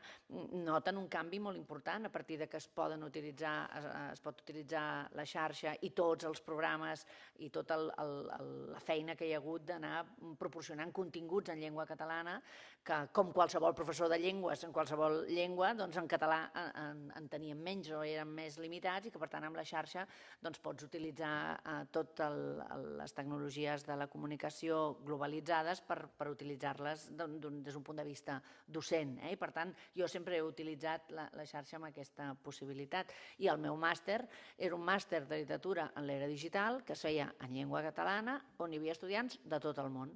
És evident que per molts d'aquests estudiants el fet de poder fer un màster que no era habitual en moltíssimes universitats del món. De fet, quan vam començar, l'any 2006 era la primera universitat, la Universitat Oberta de Catalunya, que l'oferia, doncs teníem estudiants que molts eren de catalans que eren arreu del món i que per tant això sempre ha estat una oportunitat del fet de poder-ho fer a distància a través d'internet, però no només, estudiants mexicans, estudiants canadencs, estudiants russos, hem tingut estudiants d'arreu del món, on van posar per davant el seu interès en poder cursar aquest màster que no pas veure la llengua a la qual s'impartia com un obstacle i per tant evidentment has de fer tot un altre acompanyament, evidentment posàvem un sistema de traducció dins l'aula, també les tecnologies ens ajuden en això i per tant una experiència concreta, per exemple estant jo a un congrés als Estats Units de literatura digital, una autora de literatura digital que es diu Dina Larsen va fer una obra que a mi em va semblar molt interessant, jo en aquell moment estava impartint l'assignatura al màster i allà en temps real els estava compartint això als estudiants i com que és una obra de literatura digital que és més complexa de llegir perquè no en tenim costum, vaig dir fem l'exercici de traducció i vam tenir en aquell curs un exercici de traducció improvisada perquè això tot va ser casual i fortuït, no previst, en català, en castellà i en anglès d'aquella obra que acabava de sortir en aquell moment en anglès, doncs poder fer aquest exercici doble de traducció a més d'estar estudiant la pròpia literatura, fer aquest exercici, on en la traducció és on es va produir l'exercici d'hermenèutica profunda de l'obra. Per tant, És un exercici de màxima normalitat i els estudiants que han cursat aquest màster, que en aquestes alçades des de l'any 2006 doncs ja són centenars, sempre han vist com una riquesa al final del trajecte el fet d'haver après literatura digital i haver après també llengua catalana, i hem fet trobades aquí i això els ha portat a conèixer, doncs també les hem fet deslocalitzades també a diversos llocs dels països catalans, fins i tot a l'Alguer, i per tant hem anat arreu del domini lingüístic. Jo sempre ho he vist com una oportunitat i això és possible.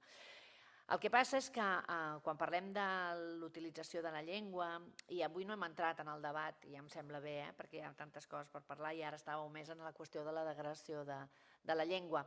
També en això podríem tenir opinions diverses, si la llengua es degrada més pels barbarismes, en aquest sentit, lèxics o bé l'estructura profunda de la llengua. Sempre reivindico els pronoms febles, pobres pronoms febles, que ja ho sé segur, ho sé del cert. Però vull dir que són qüestions en què, evidentment, hem de tenir tots els fronts oberts i tot sovint partim d'aquesta timidesa, per dir-ho d'alguna manera, aquesta por que es parlava abans, de poder emprar les eines que ja tenim fins en tota la seva capacitat, quan dèiem abans al començament què es pot fer des de l'administració.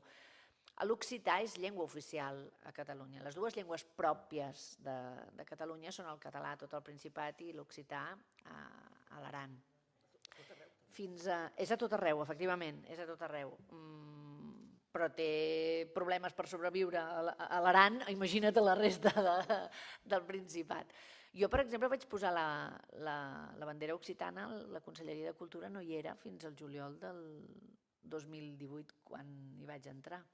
Ara hi és, em sembla que no l'han tocada, encara hi és, també es va fer això a presidència, són aquests gestos que acompanyen, però vam dir, per què des de l'Institut d'Ensenyament Obert que té la Generalitat de Catalunya no es pot oferir l'ensenyament en occità a tot el Principat. Per exemple, fer polítiques reals, transversals, adequades, que donin una preeminència, que és la que els correspon i que és veritable, que sigui una preeminència veritable en les llengües que són pròpies. Però sobretot el que penso que cal fer són polítiques que el que facin de la nostra llengua la facin ser una llengua necessària, més enllà d'oficialitats o de la consideració, perquè és un fet que és una llengua pròpia. Hem de ser capaços de generar aquells contextos reals perquè hi hagi les condicions laborals, les condicions personals, professionals, en què no saber escriure, llegir, entendre, comunicar-se en català, doncs representi una pèrdua d'oportunitats. Perquè aleshores saber-ho és un guany, és un valor afegit. I això que és normal a totes les llengües, per nosaltres no ho és. I aleshores almenys tenim des d'aquest punt de vista. És a dir, quan jo deia abans que les polítiques que jo vaig intentar impulsar durant el meu pas per la Conselleria de Cultura, que van ser revolucionaris en aquest sentit, considerar que el català ha de ser un requisit, no un mèrit. Si per nosaltres el català és un mèrit, on serà un requisit? I és aquesta sensació d'empetitiment, d'autoempetitiment, d'aquesta subordinació, d'aquesta colonització, finalment, que encara és massa present, el que ens fa tenir o estar complexats a l'hora de desenvolupar aquestes polítiques que ens correspon a nosaltres de fer i fer-ho d'una manera prioritària. Perquè cap llengua no pot sobreviure, i encara menys amb una pressió lingüística d'adstrat, de contacte de llengües tan forta com la que exerceix el castellà, si el seu ús és només voluntari. I clar que ho ha de ser, però si només és voluntari serà molt difícil de poder sobreviure, resistir, és a dir, ningú pot viure a Burgos si no parla, entén, llegeix i s'expressa en castellà. I això mateix a Catalunya no passa. Encara ara no passa. Ara que el professor Virgili ha dit que és aquí des d'ahir, doncs fer vida normal en català des que et lleves fins que te'n vas a dormir és un miracle, és una proesa.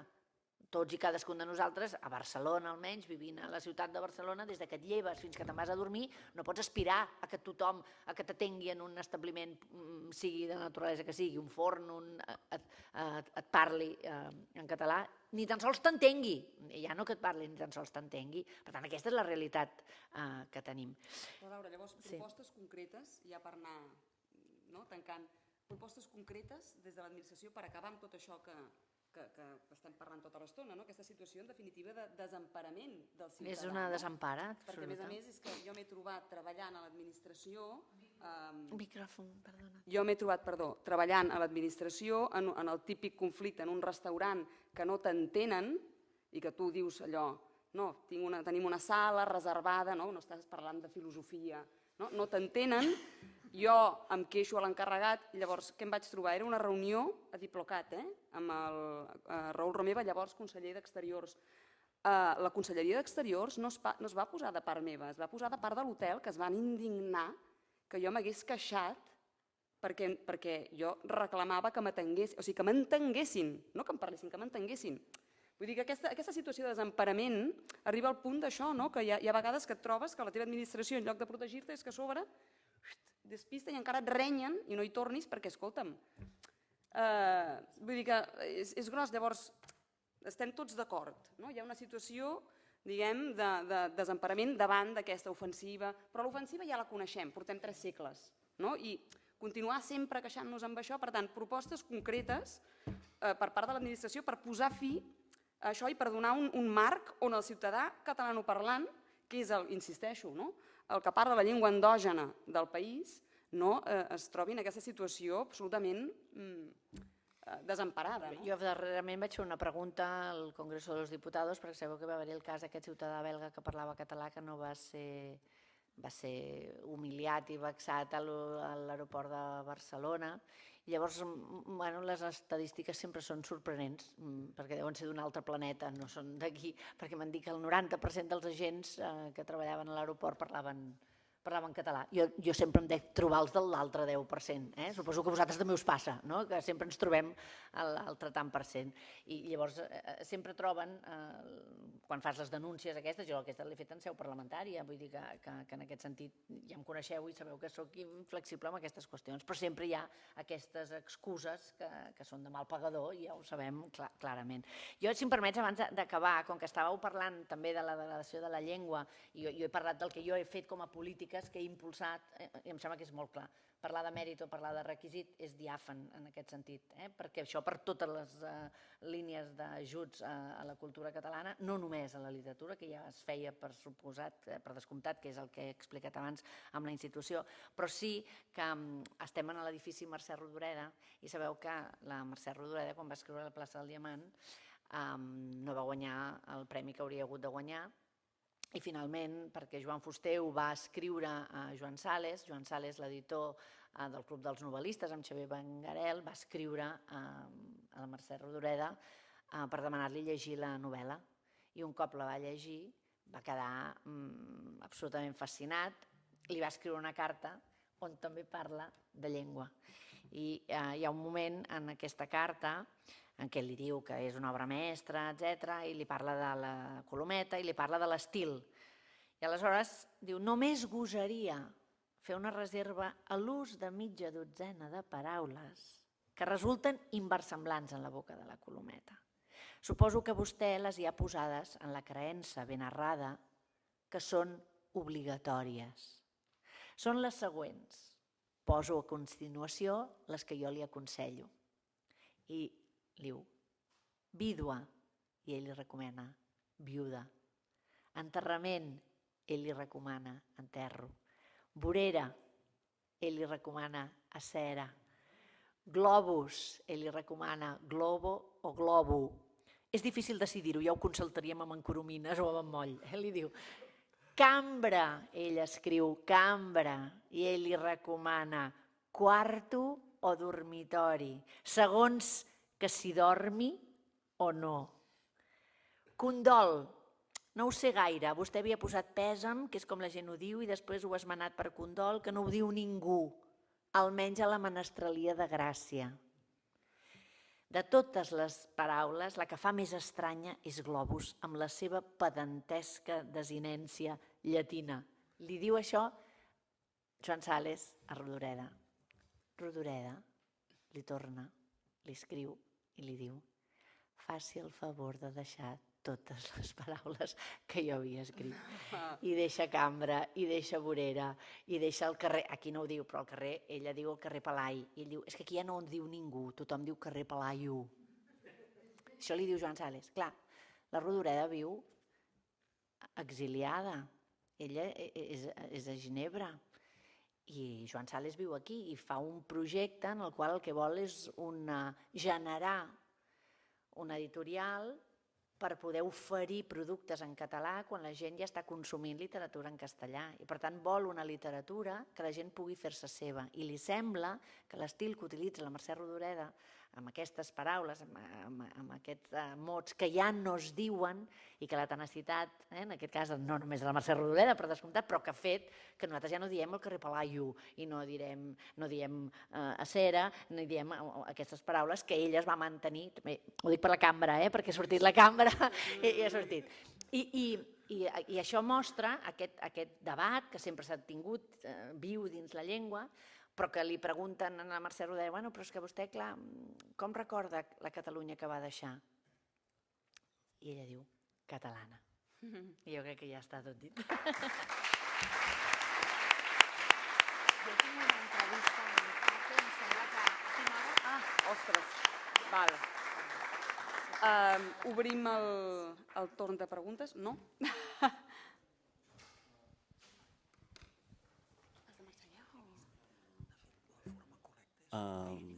Bé, jo tinc una pregunta per la Laura Borràs, que ella ha comentat que hauria de ser obligatori el coneixement del català per a certs llocs.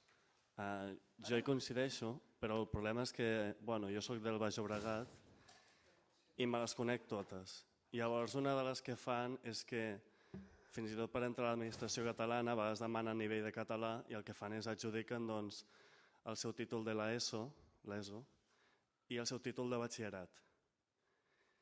I jo soc d'allà i clar, jo conec companys que els professors que han tingut durant la secundària els han impartit les classes en castellà. O sigui, sé que hi ha una immersió lingüística i tal, però el cert és que és simbòlica, o sigui, l'examen sí que saben tothom escriure en català, però la classe sí que impartint en castellà en molts centres, fins i tot un centre de Martorell que es diu Pompeu Fabra, una mica cínic, s'acaben impartint en castellà. Llavors jo em pregunto si també es planteja un sistema per revisar el nivell del català dels estudiants que obtenen aquests títols i després l'adjunten per fer veure que el parlen i el dominen. Gràcies.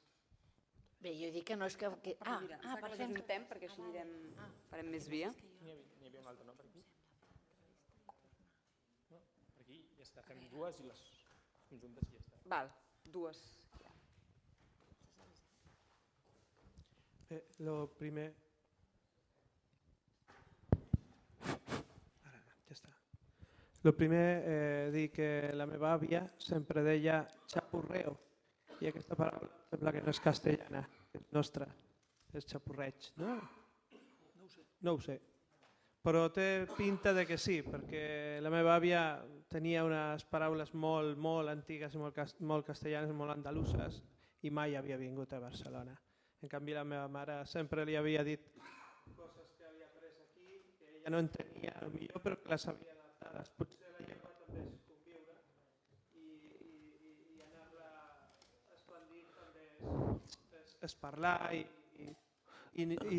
molt important, sobretot l'últim que volia dir, és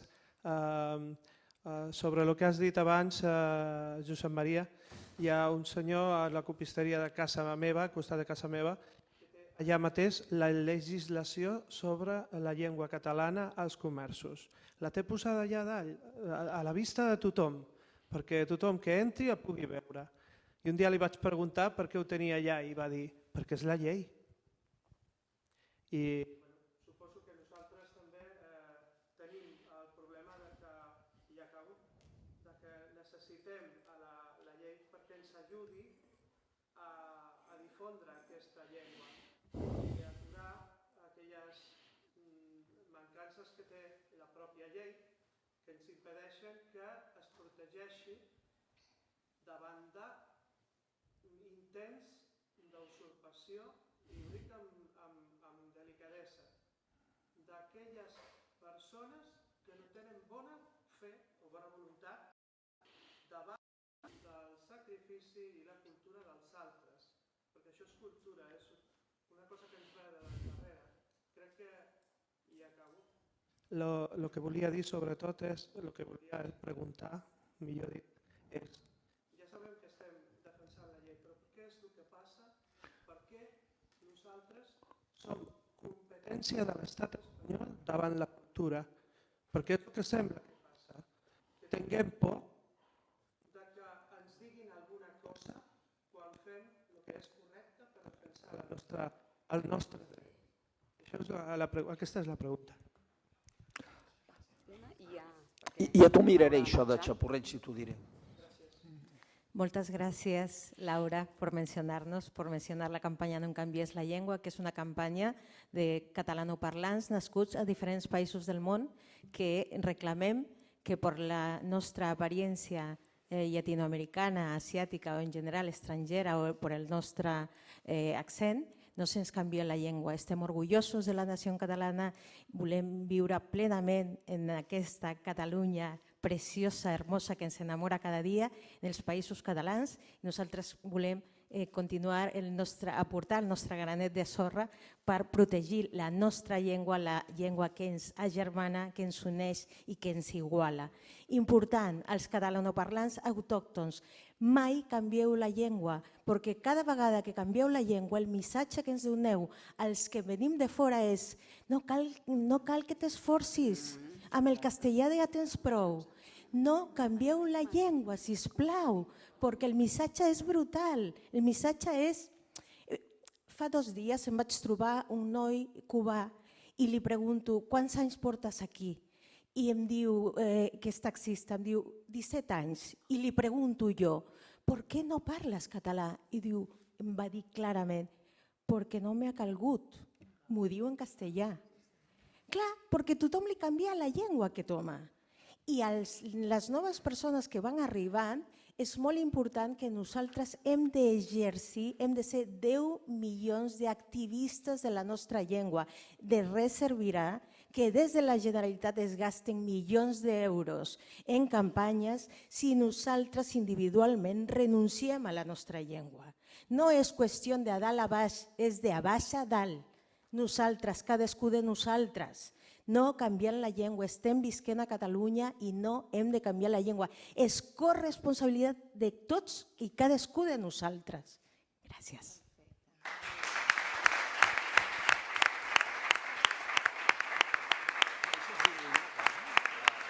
Respondre això al Marxo i tot seguir vosaltres. Rosario, el missatge és doble. Quan us parlen en castellà, a banda del missatge que has dit que et donen, de dir no cal que t'hi esforcis, hi ha un segon missatge. No et vull a la nostra col·lectivitat. Però no, és que no ho diu ningú així. No és voluntat del que et parla en castellà, ell no t'ho vol dir això. Però en el fons és això. De dir, els catalans som nosaltres, que parlem en català, i aleshores tu, com que has vingut de fora, doncs el català és nostre.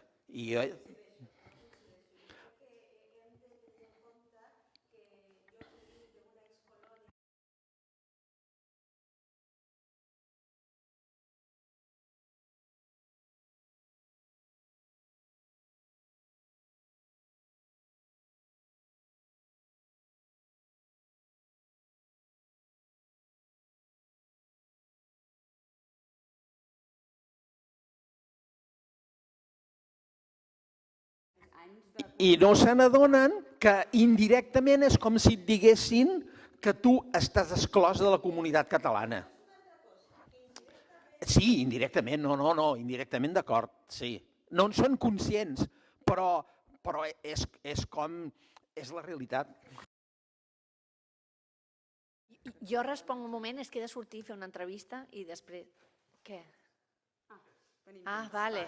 És que estava aquí amb un pressing i pensava molt bé. És que havia entès que era... No? No, estic salvada. Molt bé, perfecte. Podem tancar bé. Molt bé, podem tancar bé. Doncs no, la pregunta que em feies directament, que jo havia dit que havia de ser obligatori, no, jo no he parlat justament d'obligatorietat, he dit que el que cal, més enllà de qualsevol altra consideració, és que sigui la llengua necessària, que sigui la llengua que calgui, que és el que ha estat dient la Rosario. Si aquest noi cubà li ha dit no he après català perquè no m'ha calgut, perquè tothom ja em parlava en la meva llengua, per tant, per què he de fer jo l'esforç d'aprendre una llengua nova si tothom em parla amb la meva llengua? Hi ha molta mandra, moltes vegades, és curiós que moltes vegades els que reivindiquen el bilingüisme és per poder continuar sent ells monolingües, perquè els que parlem altres llengües acostumem a ser els que ja en parlem una, dues, o en parlem a vegades més, fins a 5. Per tant, en aquest cas jo el que deia era que el que hem de fer és que calgui el català. Perquè el fet de que calgui és el que li dona l'oportunitat a que la gent que vingui la vulgui aprendre, la vulgui incorporar, perquè tingui això el que ha dit la Rosario, perquè sigui la llengua comuna, sigui la llengua que ens agermana, sigui la llengua que dona oportunitats laborals, sigui la llengua que et permet viure plenament en el lloc on tu ets amb normalitat. I per tant, sí que és veritat que hi ha d'haver exigència, autoexigència dels parlants, això és el primer, és el més important, i aquí s'ha de combinar l'autoexigència de qualsevol de nosaltres quan aprenem una llengua amb la por lingüística, amb aquesta sensació d'inseguretat lingüística, perquè això també és veritat que pels nous parlants contraposar aquests dos discursos a vegades és complicat, perquè el que molta gent et diu és no, tu parla'm en català que l'entenc, però jo encara no el parlo perquè em sembla que ho faig malament. Aquesta sensació d'inseguretat lingüística que els catalans ja tenim, els catalans que som catalanoparlants com a llengua materna, moltes vegades ja tenim per la situació del nostre context històric, del nostre context cultural, etc., doncs la sensació d'inseguretat lingüística és un tema sobre el qual jo crec que hauríem de parlar-ne amb més deteniment i no ara només aquí. Però la qüestió de l'autoexigència a l'hora de la certificació lingüística doncs també és fonamental. És a dir, hi ha d'haver el mecanisme que permeti que per incorporar-se a treballar a l'administració catalana, etc., doncs s'hagi de poder garantir correctament aquest domini de la llengua a través dels nivells de català i no només que s'utilitzi, com tu ara deies, l'ESO, la certificació de l'ESO, la certificació del batxillerat, perquè bé, sabem quins també són els problemes que tenim, també a la universitat. Si nosaltres ara, els professors universitaris que som aquí i que hem vist el canvi del Pla Bologna abans o després, doncs ja vam veure com es feia el canvi del Pla Bologna, ho vam veure claríssimament. Abans una hora de classe, abans un crèdit eren 10 hores de classe. Després es va convenir que un crèdit eren entre 15 i 20 hores de feina. No se sabia molt bé d'aquí, si del professor o de l'alumne. Al final va ser que tot canviï perquè tot quedi igual i assignatures que eren troncals de 12 crèdits, que eren 120 hores de classe des del setembre o octubre fins al maig, es van convertir en assignatures que començaven a l'octubre i s'acabaven al gener amb els mateixos continguts. I llavors aquests continguts on els hem posat? Els hem posat al màster. I llavors resulta que els cursos de màster són per garantir continguts que abans estaven en el grau. I al damunt hem duplicat els preus i ho hem fet pagar als alumnes. És a dir, que la situació que hi ha de control, de mecanisme d'autoexigència, de certificació de continguts, també a la universitat, no només a l'escola, necessita millorar, però que en aquest sentit, per treballar el català sigui un requisit, més que no pas un mèrit, em sembla que és fonamental. Pensem en la justícia, pensem en la medicina, pensem en la importància que quan algú vagi en una situació d'inferioritat, com aquests dos contextos normalment generen per qüestions diverses, pugui tenir el fet del dret lingüístic. Estem en un context que hem de demanar tants drets que a vegades els drets lingüístics ens semblen superflus i són tan fonamentals com els altres drets. El que passa és que és veritat, estem en un context d'una privació de drets tan forta, oi, que ara sembla que parlar només de drets lingüístics, però hem de poder-ho demanar, hem de poder-ho exigir, perquè hi tenim dret i, per tant, torno al que dèiem al començament, que és aquesta acceptació de que els catalans tenim drets i els podem exercir intentant fer vida normal i que això pugui ser una realitat a casa nostra. Responem a la pregunta... Sí, responent a la primera interrogació, jo també trobo que hi hauria d'haver un canvi legislatiu, perquè ara sembla, si no m'erro, si m'erro ja m'esmenareu, però que un alumne que acaba quart d'ESO amb el català aprovat té el certificat C, no? Segon de batxillerat. I els d'ESO què és? Res. Doncs llavors potser ja ho han canviat, perquè... Però els de quart d'ESO no tenen un títol? Jo tenia entès que sí, I a mi em sembla que molts alumnes no estan... No és el seu... Doncs quin és?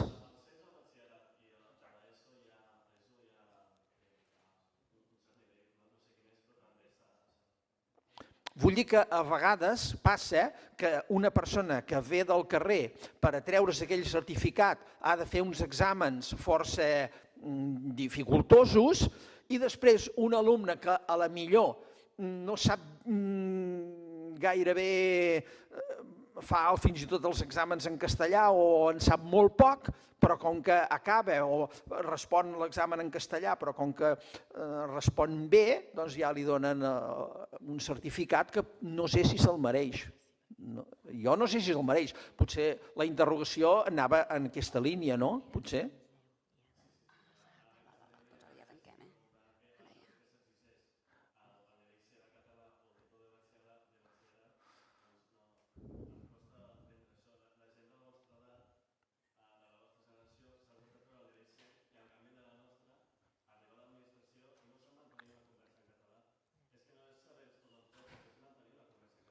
Sí.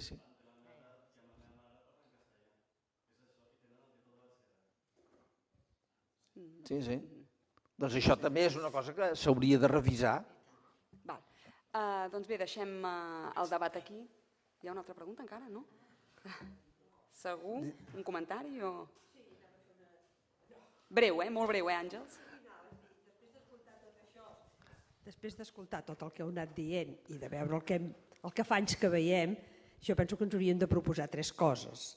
Una, ser autoexigents amb el català nosaltres mateixos, perquè no tots hem estudiat en català, o sigui, tots, ni que siguem catalans parlants des que vam néixer, molts de nosaltres vam estudiar obligatòriament en castellà. Per tant, tenim dèficits en aquest sentit. Jo penso que hauríem de ser autoexigents, això cadascú s'ho ha d'arreglar. Segona cosa, no canviar de llengua, com deia la Rosario, mai ni a ningú. I tercera, penso que hem de passar a un altre estadi, que és més difícil, que és no entendre el castellà. No tenim altre remei que aquest. Els flamencs. Sí, la necessitat crea l'orgue, la necessitat crea l'orgue. Com deia la Laura Borràs, hem de fer-lo necessari. Doncs si ho volem fer necessari, comencem a no entendre el castellà. Molt bé. Doncs ja per tancar, recollint els 3 blocs, hem parlat de la situació del català al Regne d'Espanya, s'ha recordat, insistit, emfasitzat totes les lleis que ens imposen el castellà, la repressió aquesta político-jurídica que arrosseguem de fa temps i que es manté, que arriba fins avui i que continua avançant. Hem parlat també de la responsabilitat que també té l'administració catalana, encara que hi hagi bones intencions, etc. Però tot queda sempre en mesura, una petita cosa, que al final vas a mirar la realitat i et topes sempre amb què el ciutadà queda desemparat. Davant d'aquesta situació jo crec que aquest segon bloc, amb les possibilitats que obre la globalització, crec que és aquí on trobem una mica de llum i hi ha espai per créixer, i aquí és on crec que hem d'apel·lar, com tu deies, Àngels, com també deia el Josep Maria, a la responsabilitat individual, a l'actitud, i jo crec que justament gent com el Josep Maria, tots nosaltres aquí, poc o molt en aquesta taula, som allò que en diuen avui influencers, doncs jo crec que davant d'aquest desemparament que ens trobem en l'administració, com més la gent que tenim un petit altaveu dins d'aquest món globalitzat, que els tenim, cada vegada hi ha més plataformes, més maneres de saltar del català al món directament sense passar per l'espanyol, doncs com més demostrem que no canviem de llengua, que som, vull dir, ni insultem ningú, ni fem cap piloteig, allò de citar sempre la literatura espanyola i sempre dir no, però és que el castellà és nostre, no. comportament normal i demostrar que es pot saltar del català al món. Com més cadascú dins del seu propi àmbit fem això, en un context tan, diguem, advers com l'actual, doncs més hi guanyarem, més que no pas amb la cosa aquesta de sempre anar-nos queixant i el victimisme i el copet a l'espatlla, una mica enllaçant amb el vídeo aquell que us comentava al principi d'aquesta noia, la Neusi, que aquest últim que ha fet sobre el bilingüisme i sobre aquesta cosa de queixar-te i alhora parlar constantment en castellà, doncs és absolutament absurd i no porta enlloc. Per tant, doncs una mica aprofitem les possibilitats que ens dona la globalització. Moltes gràcies al Josep Maria, gràcies a la Laura Borràs i gràcies a tots vosaltres per acompanyar-nos.